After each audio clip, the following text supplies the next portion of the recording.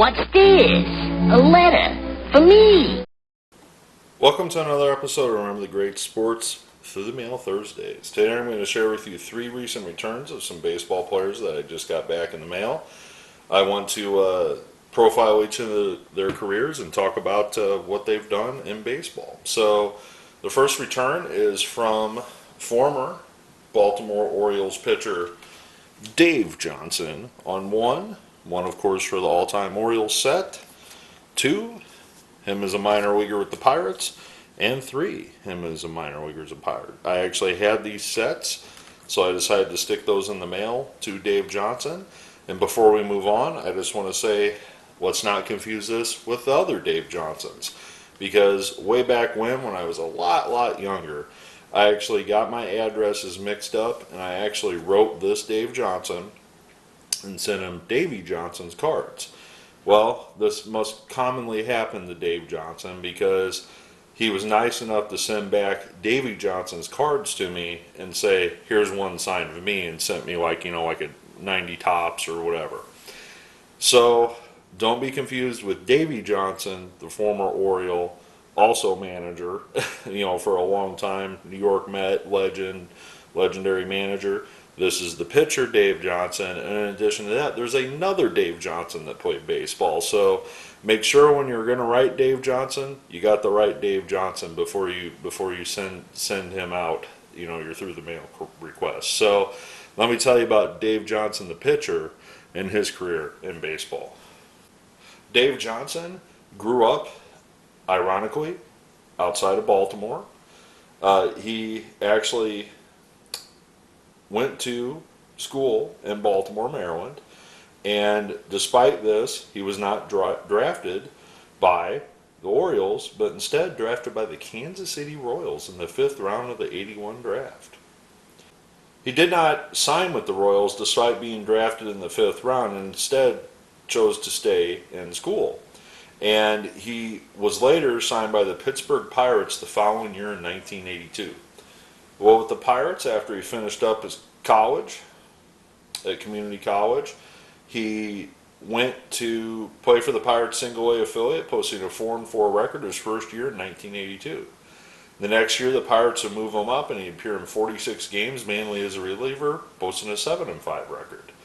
The next year, he would start out in single-A. However, they chose to move him to a starting role, and he would split time between A-ball and Double-A, posting an 8-13 record as a starter. Well, Dave would work his way and toil his way through the Pirates system all the way until the 1987 season. At 27 years old, the Pittsburgh Pirates called him up in May of 1987. Well, I wish I could say it was a storybook ending on his pro debut. However, he lasted just 1 inning, gave up 4 hits, and 3 earned runs in his major league debut. Well, he didn't stick around with the Pirates long that year, and he just appeared in 5 games and had a 9.95 ERA with the big league club. But he finished the year out in 1987, appearing in 23 games for the AAA affiliate. Well, in 1988, still a starter, he would start the year with the Pirates, AAA affiliate, but this year posted a 15-12 record, but did not get that elusive call back to the major leagues in 1988. After that '88 season, he was granted his free agency, and he decided to sign actually with the Houston Astros. Well, the Astros, despite them signing him in the offseason, he never played a game for the Astros in the major leagues, and right before the '89 season was about to start, while he was in spring training, he was traded to the Baltimore Orioles. Well, in 1989, the Orioles assigned him to their AAA affiliate. He responded, appearing in 18 games, posting a 7-6 record, and the Orioles called him up to the major leagues to round out the end of that '89 season. He would appear in 14 games for the Orioles in 1989, and then in 1990 he would make the club for the first time for the full season. He would appear in 30 games, 29 as a starter for the Orioles that year, posting a pretty good record of 13-9 for the Orioles in 1990. Well, the following year, the magic was gone. In 1991, he appeared in 14 games for their major league club with the Orioles, but his ERA ballooned to over 7. Well, at that point, the Orioles sent him down, and he finished out spending some stints in 1991 in their minor league affiliates. After the conclusion of the 1991 season, the Orioles decided to release him from his contract. He signed with the California Angels in the offseason, and then he would go into spring training with the Angels, but then would be released on May 30th of 1992 from the Angels. He would then, the next month, sign with the Detroit Tigers through the 1992 season and finish out the year with the Tigers in 1992, and then would return in 1993 to the Tigers, appearing in just 6 games for them in the 1993 season in the major leagues and 9 games for them in AAA. After the conclusion of the 1993 season, he was released by the Tigers and he didn't play in Major League Baseball again. After Johnson's time with the Tigers, he worked as a baseball analyst with the Mid-Atlantic Sports Network, or MASN, and also the Orioles radio network. So after his playing career, Dave got into the broadcasting field as an analyst, and I'm not sure if he's still doing that today, but he possibly could be. So we'll move on to the next return. Now, this individual I have written before, and I wrote him again because of this very reason. One, I had this dual 1987 card with him already signed by Mike Stanley, and I am talking about the legendary Jerry Browne on 1-2. And number 2 reason I wrote him is I have this 1980s Tulsa all-decade set. And this Tulsa set came out, I actually acquired it recently, and I'm like, man, I know I've written Jerry Browne before, but I have the dual card with Mike Stanley already on it. Now I have this Tulsa card. You know what? I'm going to stick him in the mail. Hopefully he signs him for me. And I threw a couple more in there, and luckily he did. So let me tell you about Jerry Browne and his career in baseball. Browne signed with the Texas Rangers on March 3rd, 1983 as an amateur free agent out of the U.S. Virgin Islands. At just 17 years old, Browne came to the States and played in 48 games for the Rangers rookie ball affiliate, posting a .282 batting average. The next year, in 1984-18, he would appear in 127 games and steal 31 bases, but posted just a .236 batting average playing infield for them. The next year, in 1985, he'd have a bounce-back year. In 122 games, he bat .267, steal 24 bases for their single-A affiliate. The next year, in 1986, he moved up to Double-A at just 20 years old, appeared in 128 games for their Double-A affiliate, batted an immaculate .303, and stole 39 bases as a switch hitter for their Double-A affiliate. Well, he then got to be called up during a September call-up at just 20 years old with the Texas Rangers. Well, the switch-hitting infielder appeared in 12 games to finish out the season with the Rangers, and he posted a .417 batting average in just those 12 games that he appeared in the Rangers in 1986. Well, when 1987 rolled around, they made room for Jerry on their roster. In his first full season, he batted .271 and stole 27 bases playing for the Texas Rangers. So along with him and ODB McDowell, they had some very fast runners on their ball club those years. Well, in 1988, he would start the year out with the Texas Rangers. He struggled a little bit with the Rangers, and I mentioned ODB McDowell. They packaged him along with ODB McDowell in a package to the Cleveland Indians on December 6, 1988, after the 1988 season, to get Julio Franco. Well, this would work out for both clubs because both Pete O'Brien, who also went in the trade to Cleveland, and Jerry would last a little while with the Indians, and Odobe not so much with it, and then got traded, and the Indians put him immediately in their starting lineup. He appeared in 153 games and batted .299 his first year with the Indians.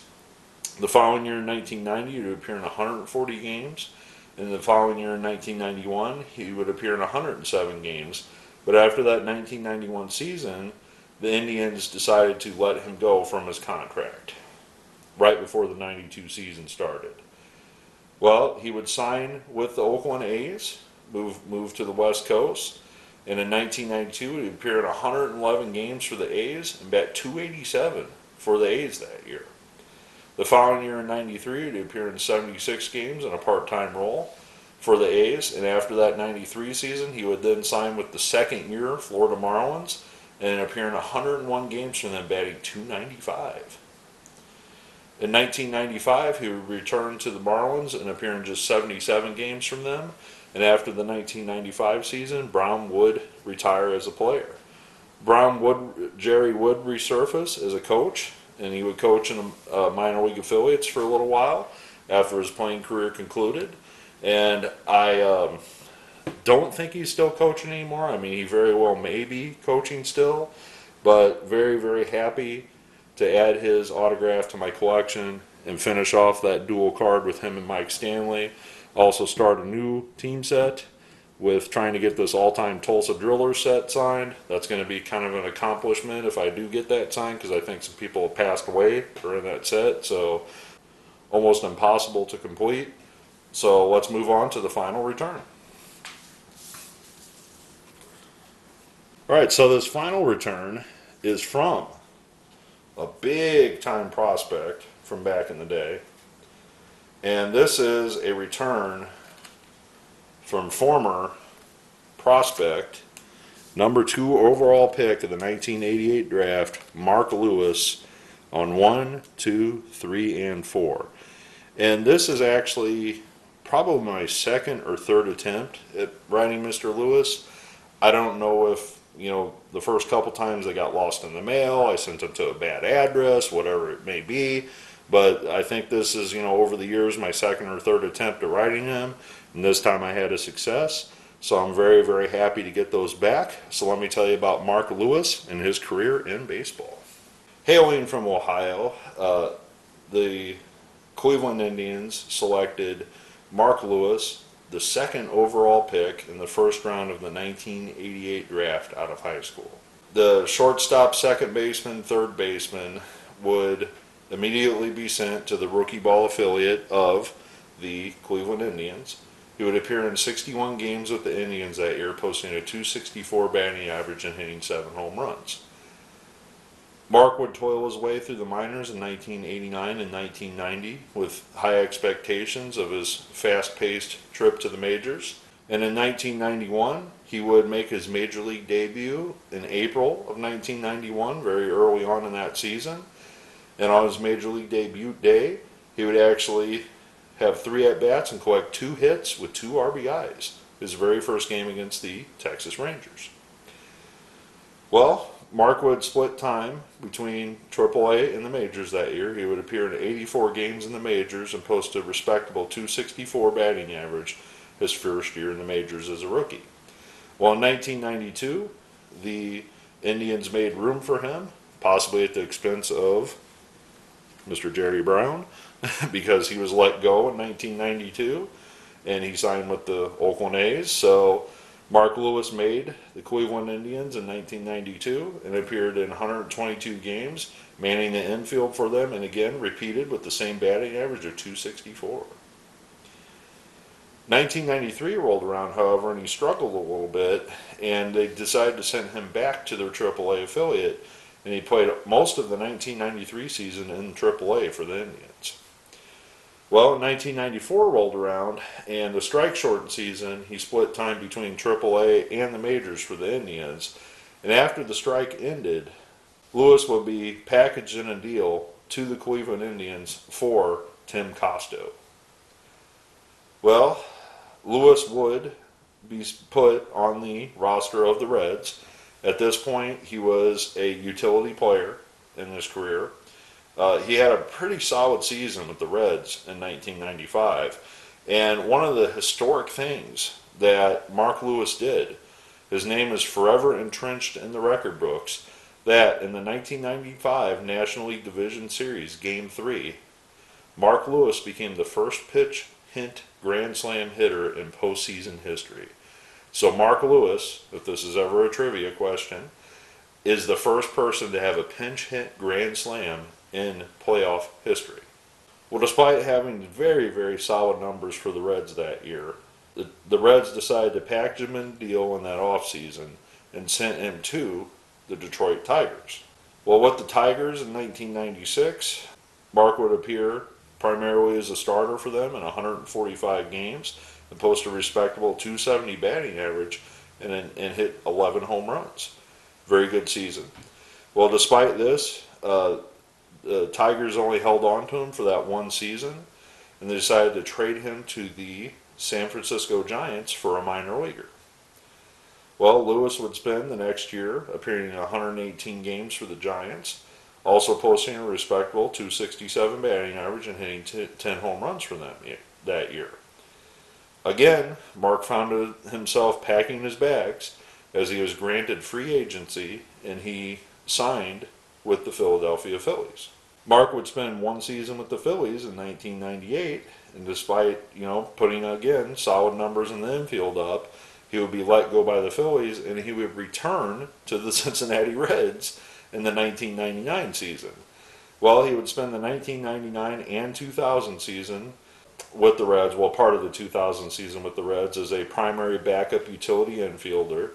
And midway through the 2000 seasons, he would pack his bags again and he would be selected off waivers by the Baltimore Orioles after just 11 games with the Reds. So after the 2000 season, he would sign with the Los Angeles Dodgers. Well, the Dodgers decided not to put him on their major league roster and released him in spring training. Well, Mark didn't have a place to go in 2001 until the Cleveland Indians, the team that started it all for him, came calling. Mark spent 48 games for the Indians in 2001, and then just 6 games for them in their major league affiliate before he decided to hang it up as a player after he was granted his free agency after the 2001 season. After the 01 season, Mark would make a brief comeback for just one game with the Independent League Long Island Ducks in 2007.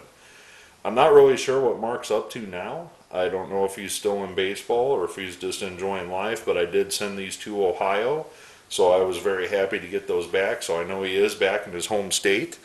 I want to thank Mr. Jerry Browne for finishing off that card for me, as well as signing that Tulsa Drillers card, starting a new little collection, I guess you would say, for me. I also want to thank Mr. Dave Johnson, the pitcher, for adding another to my all-time Orioles collection. I want to thank you for going a trip down memory lane, sharing some guys from the 1980s and 90s that were good ball players for a very long time. I look forward to your comments below. And as always, happy collecting.